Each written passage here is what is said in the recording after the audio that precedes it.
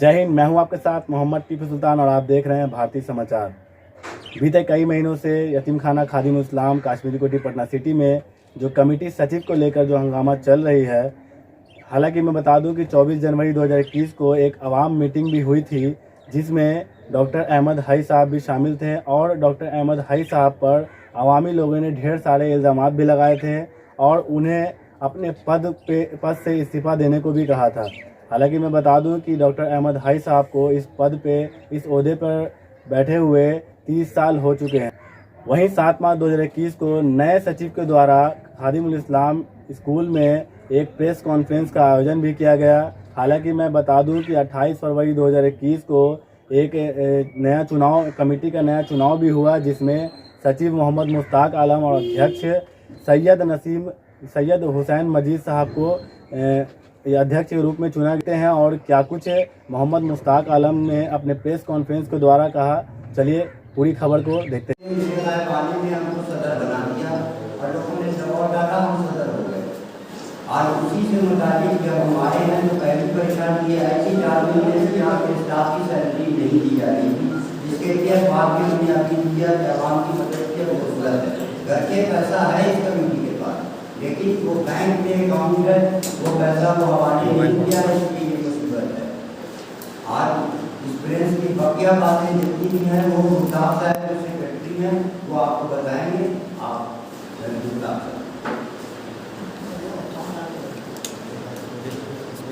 सभी प्रेस वाले मैं स्वागत करता हूँ और आज के इस प्रेस कॉन्फ्रेंस में बहुत सदर अपनी बात को रखने की कोशिश करता हूँ, क्योंकि आज हम लोग किसी से लड़ाई करने या किसी पर तोहमत लगाने के लिए यहाँ पर नहीं जमा हुए हैं, बल्कि यतीम बच्चों के लिए और उनके हक के लिए आज हम जमा हैं। और आज इस सिटी के सारे आवाम इस बात के लिए कोशिश है कि किसी तरह से भी इनका हक मिले। दरअसल में इस कमेटी में 25/10/2018 को आया, उस वक्त हमारे हुसैन मजीद साहब इसके सदर हुए, लेकिन कुछ मामला को लेकर के कमेटी से नाइतफाकी की वजह है फिर फरवरी में हिमायत मोहम्मद खान 2019 फरवरी में हिमायत मोहम्मद खान इसके सदर हो गए। ये कमेटी चलती रही, किसी न किसी का सारा मामला भी चलता रहा, स्टाफ का पेमेंट भी आगे पीछे करके चलता रहा, क्योंकि 14 अकाउंट के 16 अकाउंट के सब का सब प्रेसिडेंट साहब ने हैंडअप कराया रखा है और आज तक कोई अकाउंट यहाँ नहीं किए हैं। तो हिमायत मोहम्मद खान साहब और मैंने मिलकर के एक बैंक ऑफ इंडिया में अकाउंट खोला, उसमें जो पैसा आया, डोनेशन का पैसा आया, चंदे का पैसा आया, उससे इस इदारे को चलाता रहा। और मार्च में जब लॉकडाउन हो गया, लॉकडाउन में बहुत बड़े मुसीबत में हम लोग पड़े, बच्चे सारे के सारे यहाँ, लेकिन पुराने सेक्रेटरी जो है एम.ए. मुजफ्फर जो उनके समधी भी हुए उनका है, और सैयद आफ्ताबुद्दीन और आमना एजाज है जो उनकी बहू है, उनको बैंक एफसीआई बैंक अकाउंट को ऑपरेट करने का उन्होंने पावर दिया है, ये प्रूफ है। और वो लोग ऑपरेट करते हैं, जबकि आफ्ताबुद्दीन ना 16 के लिस्ट मेंबर हैं और 19 के लिस्ट मेंबर हैं। और डॉक्टर साहब ने उसने बहुत अच्छी बात बोला था कि हम 16 से इलेक्शन कराएंगे। डॉक्टर साहब तो आए हैं 19 के लिस्ट से, 5 जुलाई को जो इलेक्शन हुआ है वो 19 के लिस्ट से आए हैं। तो जब आप उन्हें 19 के लिस्ट से आए तो फिर आप उन्हें कैसे उन मेंबर हो, बल्कि एक पूरा 30-40 मेंबर का नाम उन्होंने डिलीट ऑडिट कर दिया, उसमें सेक्रेटरी का नाम भी उसमें नहीं है, जो 25 साल से। आज वो बोलते हैं, एक बात और है, प्रेस भी बोलता है, हमारे वो भी भाई यहाँ पर मौजूद हैं, मैं उनका वेलकम करते हुए आपको बोलता हूँ कि जब जमीन उमरार की बेचने की बात आई थी तो यहाँ मीटिंग हुई थी, उसमें मैं जनरल बॉडी में था। जनरल बॉडी में जब उस क्वेश्चन होता तो सारे के सारे लोग साइन करते हैं जनरल बॉडी में, तो मैंने भी लेकिन वो मुराद की जमीन बेचने की बात उसमें भी आई थी after the permission of Waqf board. और वो वाली आपने कहा पहले मैं गया था वक्फ बोर्ड परमिशन के लिए, जब परमिशन नहीं मिला और उन्होंने जो सगीर से ये किया एग्रीमेंट किया उसमें भी लिखा हुआ था कि परमिशन मिलने के बाद हम देंगे। ये जो किया उन्होंने पावर ऑफ अटर्नी सबमिट को किया उसमें भी था। लास्ट में वो पावर ऑफ अटर्नी जो है वो कैंसिल किया। उस कैंसिल करने के बाद भी कुछ डील आप देखेंगे, नेट पर देखेंगे, रिसर्च करेंगे, उसके बाद भी कुछ हुआ। पटना हाई कोर्ट में हमारे जो सदर साहब थे पहले 2010 में वहां से मेंबर बनाए गए थे, वह बोर्ड से सेक्रेटरी हुए थे। जिसकी लड़ाई लड़ा था तो हमारी टीम की हैसियत थी, मैं उधर से वकील था, इनके वकील अलग थे। तो डॉक्टर साहब के साथ हम लोग थे, तो हमारे सदर जो रंगा जो सर होगा वो रंगा होगा, हमारे नंबर ये है। तो हम लोग ने लड़ा और उसको जीता भी। तो उसमें भी बात यही आई थी कि जस्टिस सीमा अली खान ने उस प्रॉपर्टी को बेचने के लिए स्टे लगाया था। उस स्टे के बावजूद वो प्रॉपर्टी बिकी है, ये वेरीफाई करने का है, कोई मुश्ताक आलम के बोलने की बात नहीं है, ये वेरीफाई कर लीजिए। क्या दो कमेटी, ये एक रजिस्टर्ड संस्था है, तो क्या इसमें दो कमेटी रन कर रही है? सिर्फ एक कमेटी। ये इसका इंफॉर्मेशन रजिस्ट्रेशन जो सचिवालय में होता है, वहाँ ये इंफॉर्मेशन में आपका नाम है या किसी और 50 से बात कर रहे थे आप? मेरा नाम है वहाँ, और अभी डॉक्टर साहब ने 50 का लिस्ट वहाँ भेजा है कि ये लोग इसके यानी कि मेंबर होंगे, जबकि काउंसिल का कोई नहीं। ये भी हम आपको क्लियर कर देते हैं। अभी बायलॉज है, ये बायलॉज 1938 में बना, 1910 में ये थाना कायम हुआ है, 1938 में ये रजिस्ट्रेशन हुआ है। 1938 के रजिस्ट्रेशन में ये था कि हर जनवरी के हर पहले हफ्ते में इलेक्शन होगा, उससे 3 हफ्ता पहले मेंबर साजी का काम हो गया। और मेंबर साजी के बाद ये लोग जो आएंगे वो उस साल इलेक्शन नहीं लड़ेंगे, तो अगले साल इलेक्शन में वोट डाल सकते हैं, लेकिन उस साल नहीं डाल सकते हैं। इन लोग ने जो हमारे बुजुर्ग लोग थे तो वो उसको 40 में अमेंड कर दिया और उसको मेंबर की तादाद को 50 कर दिया, लेकिन उसको अमेंडमेंट को उन्होंने वहां से क्लियर नहीं कराया। जो आपने जो अभी कमेटी के लिस्ट दी है, हाँ, वो क्या इंतखाब के जरिए, चुनाव के जरिए चुनी गई है? अवामी इंतखाब के जरिए चुनी गई है और इसकी लिस्ट आईजी रजिस्ट्रेशन को जा चुकी है।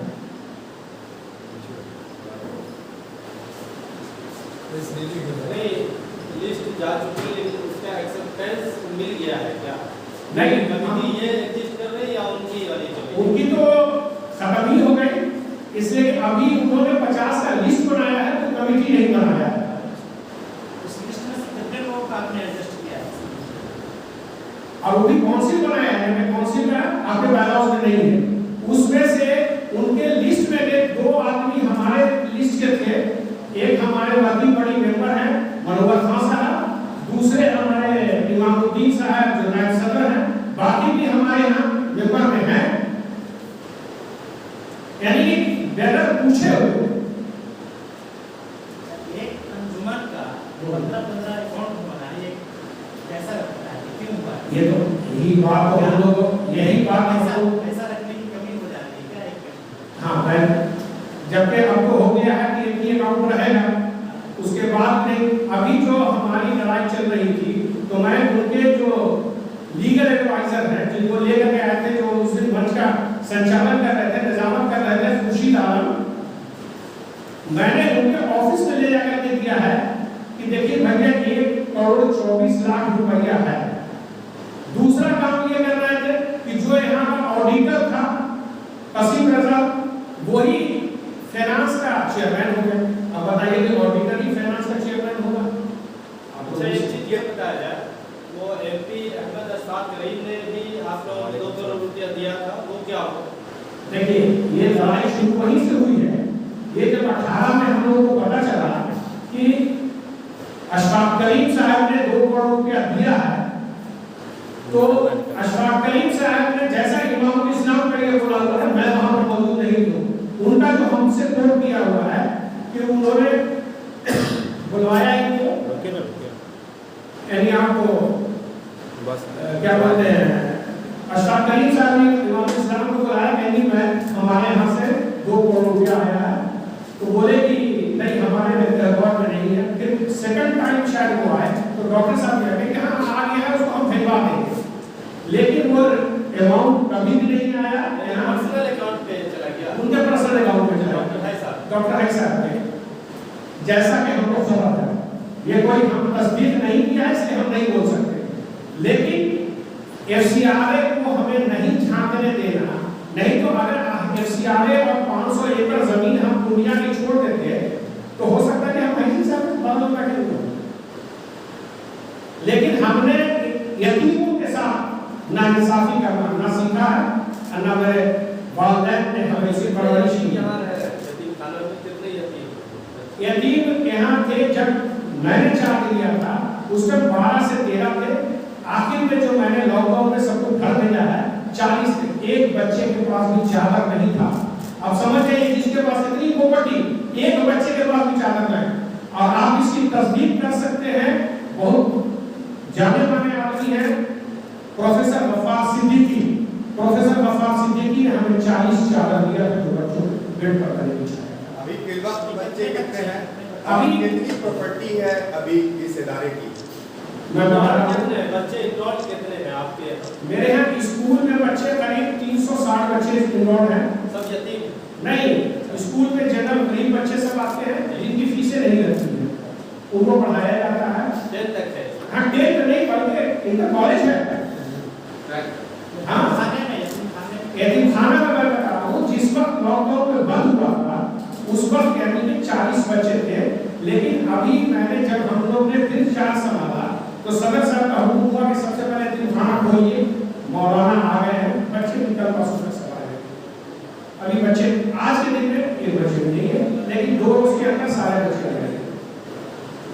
मैं तो बता रहा हूँ कि जब मैं लॉकडाउन में बच्चों को भेजने की बात, यतीम बच्चे खुद से आते हैं या लोग रखते हैं? नहीं खुद रखते हैं। हम बता रहे हैं औरत की कहानी, इस कुछ बच्चे चले गए, एक दानापुर साइड से औरत थी, वो यहाँ रोने लगी कि मेरे बच्चे को यही रखिए, हम घर पर जाएगा तो खाएगा क्या।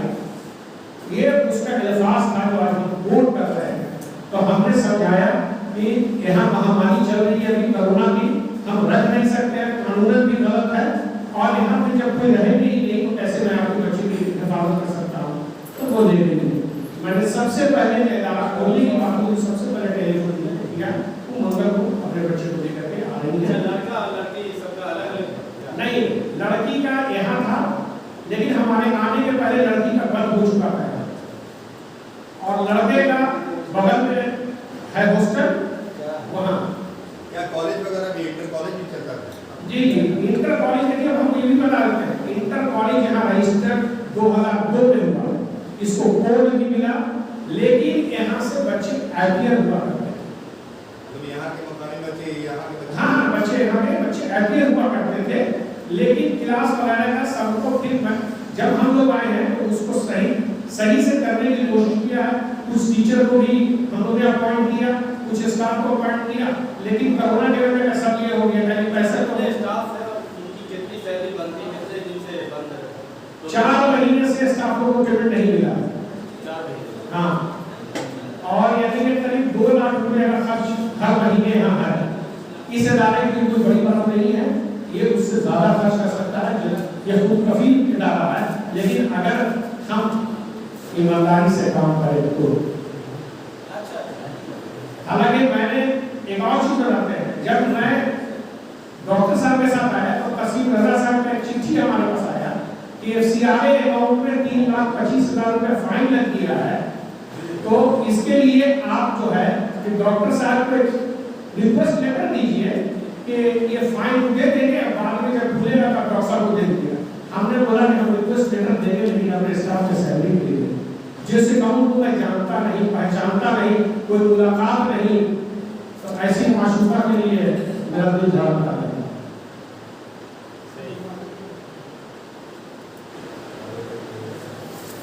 यतीमखाना में कहाँ से बच्चे पढ़ने आते हैं? हमारे यहाँ दरभंगा के बच्चे हैं, अररिया पूर्णिया के बच्चे हैं, फतुहा के बच्चे हैं, दानापुर के हैं, सासाराम के हैं। तो अभी डिस्ट्रीब्यूट करा दीजिए। हम सब कराओ। 40 से रहते हैं बच्चे जिनके खाने पीने का, और लेकिन हम लोग का इतना बड़ा ये है। सर फ्यूचर में 500 एकड़ जमीन पे क्या प्लानिंग है? उसमें आप मेडिकल कॉलेज? हमारा प्लानिंग है कि 500 एकड़ जमीन में कोई भी इंस्टीट्यूशन वहाँ कर करके बच्चे को पढ़ाने का काम करेगा। मुस्लिम लोगों को वहाँ यानी कि हम रोजगार से जोड़ेंगे ताकि उनका चूल्हा जले। आज हमारे जो हालात हो रही है ये किसी से छुपी हुई नहीं है। वो जमीन कौन जगह है पूर्णिया में? पूर्णिया में कौन सी कई जगह पे बनमनकी में है, प्रॉपर टाउन में है। सर आपने बताया 350 एकड़ जमीन का कागज है, 150 एकड़ का जमीन क्या हुआ? वो नहीं पता। 350 का एकड़ का शायद रसीद डॉक्टर ने कटा लिया, रसीद कटाया। टोटल डॉक्यूमेंट यानी ये एक हम दे रहे हैं, इसमें अकबर भोला साहब जो हमसे पहले सेक्रेटरी हुआ करते थे, 3 महीने में रिजाइन कर दिया। उन्होंने साफ अपने रिजिग्नेशन में लिखा हुआ है कि डॉक्टर साहब ने कोई कागजात हमको नहीं दिया, या उनके सभी जो उसका सेक्रेटरी थे उससे पहले। तो क्या वो 150 एकड़ जमीन बेच दिया क्या डॉक्टर साहब ने? अब इसको ये इंक्वायरी की चीज है, मैं इंक्वायरी करने में बोलूंगा। इस पर हम अभी कुछ नहीं बता सकते हैं। इसका सॉल्यूशन क्या है तब? कैसे पता सॉल्यूशन चलेगा? अगर है वो अभी के केस को, और इसमें हमको वक्फ को से रिक्वेस्ट करना पड़ेगा क्योंकि वो प्रॉपर्टी वक्फ की है, जो है ना एसेट मिला है वो वक्फ का है। ये हमारा ये बिल्डिंग और वो जो है सोसाइटी हमारी यानी कि मैं 2018-25 अक्टूबर को सेक्रेटरी बना। उसके बाद से इस कमेटी को लेकर के बखूबी चल रहा था। डॉक्टर साहब ने आज तक कोई अकाउंट्स या इसी तरह का मदद करने का कोशिश नहीं किया। आखिर में डॉक्टर साहब को जब लड़खड़ाने लगी तो हुमायूं मोहम्मद खान साहब जो पूर्व अध्यक्ष थे, उन्होंने डॉक्टर साहब को लाने का काम किया। डॉक्टर साहब आए और आने के बाद उन्होंने कहा कि FCRA और पूर्णिया की ज़मीन को छोड़ करके बाकी इदारा आप देखिए। तो मैंने बोला कि नहीं, मैं अगर सेक्रेटरी रहूँगा तो सबका रहूँगा, 2 चीज़ को छोड़ के नहीं रहूँगा। आखिर में उन्होंने एक अवामी मीटिंग बुला ली और बुला करके इस कमेटी को भंग करने का इलीगल जो कि आपके बायलॉज में नहीं है उससे इलीगल काम किया है। और करने के बाद 28 तारीख को मनोवर साहब की सदारत मनोवर साहब सदर हुए, आवाम ने कमेटी चुनी, मनोवर साहब सदर हुए, मुश्ताक आलम सेक्रेटरी हुए, नायब सदर इमामुद्दीन हुए, नसीम साहब हुए, जॉइंट सेक्रेटरी जमील अहमद हुए, आसिफ रजा साहब हुए, नौशाद साहब, राशिद साहब, अताउर रहमान साहब, मेजर इकबाल हैदर साहब और ये आपको मनोवर साहब, ये लोग इस कमेटी के मेंबर हुए। और हमें ये है कि इस कमेटी को सबसे पहले स्टाफ का पेमेंट करने। आगे आपका क्या करना चाहेंगे इस कमेटी का? आगे आपका क्या ये है कि जितना भी इसका प्रॉपर्टी है उसको इस इदारे को आगे बढ़ाने का काम करेंगे। इस कौम को जो भी मदद करने की ज़रूरत हो ये इदारा करेगा। बहुत शुक्रिया।